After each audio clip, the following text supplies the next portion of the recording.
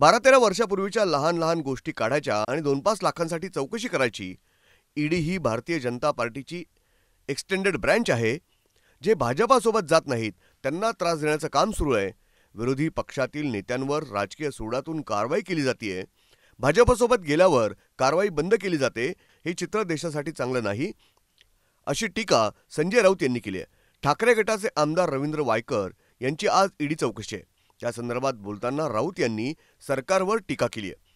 हा जो मुलुंडचा एक माणूस आहे पोपटलाल, त्यानं INS विक्रांत बचावच्या नावाखाली क्राउड फंडिंग करून कोट्यवधी रुपये गोळा केले। त्याच्यावर गुन्हा दाखल झाला।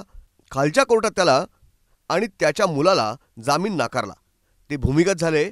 नंतर त्यांनी जामीन मॅनेज केला आणि सरकार आल्यावर त्यांच्यावरील FIR काढून टाकला।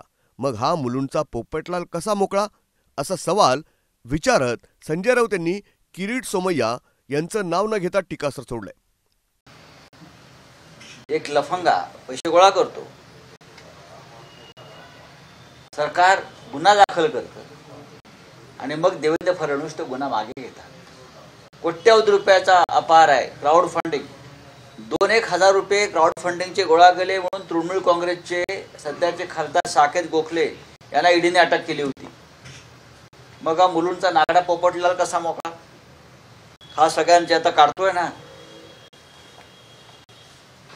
टेंडर घोटाळा काल परवाचा 8,000 कोटीचा, 800 कोटीचे ॲम्ब्युलन्स, 8,000 कोटी। हे तुमचं दौंडचं प्रकरण मी नेहमी सांगतोय। 500 कोटीचं मनी लॉन्ड्रिंग भाजपचा राहुल कुल करतो।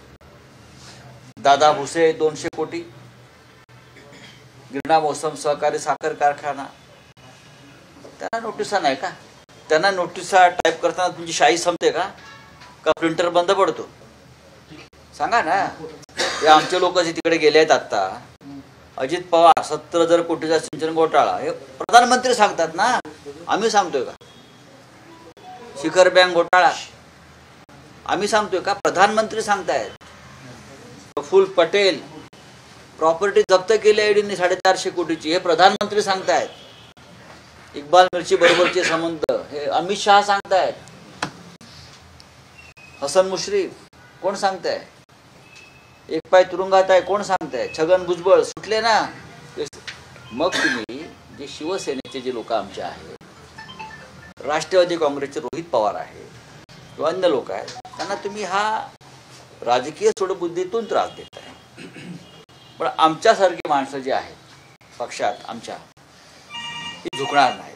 टाका ना तुरुंगात। तुम्ही किती दिवस टाकणार तुरुंगात? टाकून झाला एकदा, परत टाका।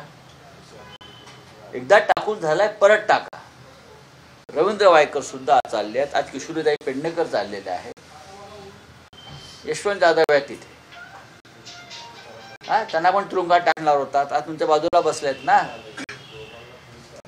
असे किती नावं घ्यायची? भावना गवळी जामिनावर सुटल्या ना ईडीच्या, आज कोणाबरोबर आहे? किती नावं घेऊ आणि किती नावं घ्यायची? Bureau report, news desk, metro news, Mumbai.